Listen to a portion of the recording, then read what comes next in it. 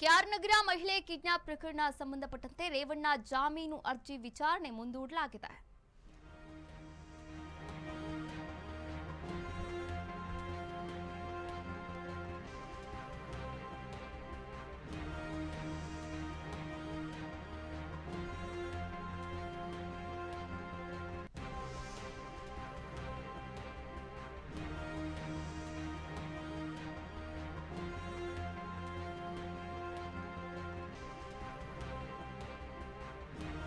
ಅಪಹರಣ ಕೇಸ್ನಲ್ಲಿ ಪ್ರಜ್ವಲ್ ರೇವಣ್ಣ ಅವರ ತಂದೆ ಎಚ್.ಡಿ. ರೇವಣ್ಣಗೆ ಹೈಕೋರ್ಟ್ ತುರ್ತು ನೋಟಿಸ್ ಅನ್ನ ನೀಡಿರುವಂತದ್ದು.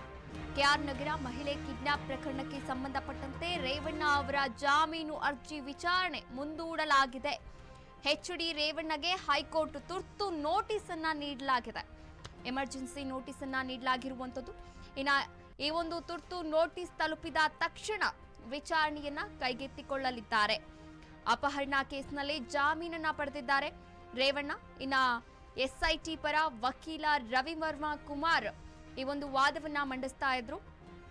ರೇವಣ್ಣ ಪರ ವಾದವನ್ನ ಮಂಡಿಸಿದಂತಹ ಎಸ್ಐಟಿ ಪರ ವಕೀಲರಾದಂತಹ ರವಿವರ್ಮ ಕುಮಾರ್ ವಾದವನ್ನ ಮಂಡಿಸಿದ್ರು. ತುರ್ತು ನೋಟಿಸ್ ತಲುಪಿದ ತಕ್ಷಣ ವಿಚಾರಣೆಯನ್ನ ಕೈಗೆತ್ತಿಕೊಳ್ಳಲಾಗುತ್ತದೆ.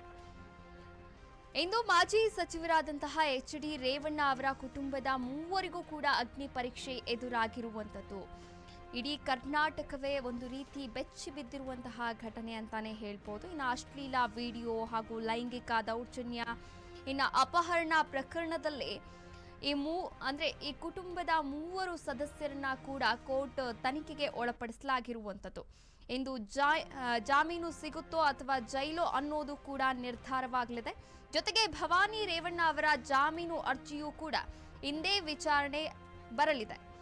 ಎಚ್.ಡಿ. ರೇವಣ್ಣ ಅವರು ತಮ್ಮ ಮೇಲಿನ ಎಫ್ಐಆರ್ ರದ್ದತಿಗೆ ಕೋರಿ ಸಲ್ಲಿಸಿರುವಂತಹ ಅರ್ಜಿಯ ವಿಚಾರಣೆಯೂ ಕೂಡ ಇಂದು ನಡೆಯಲಿದೆ ಅಂತ ಹೇಳಲಾಗ್ತಾ ಇತ್ತು.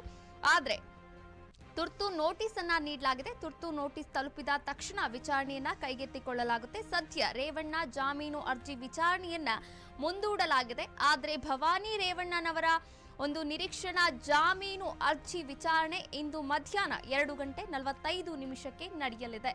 ಕೋರ್ಟ್ ಯಾವ ಒಂದು ಆದೇಶವನ್ನ ನೀಡುತ್ತೆ ಅನ್ನೋದು ಎಲ್ಲರೂ ಕುತೂಹಲದಿಂದ ಕಾಯುತ್ತಿರುವಂತಹ ವಿಚಾರವಾಗಿರುವಂಥದ್ದು. ಲೈಂಗಿಕ ದೌರ್ಜನ್ಯ, ಅತ್ಯಾಚಾರ ಮತ್ತು ಅಪಹರಣ ಪ್ರಕರಣಗಳಲ್ಲಿ ಇದೀಗ ಭವಾನಿ ರೇವಣ್ಣ ಮತ್ತು ಎಚ್.ಡಿ. ರೇವಣ್ಣ, ಪ್ರಜ್ವಲ್ ರೇವಣ್ಣ ಕೂಡ ಈ ಒಂದು ತನಿಖೆಯನ್ನ ಎದುರಿಸ್ತಾ ಇರುವಂಥದ್ದು.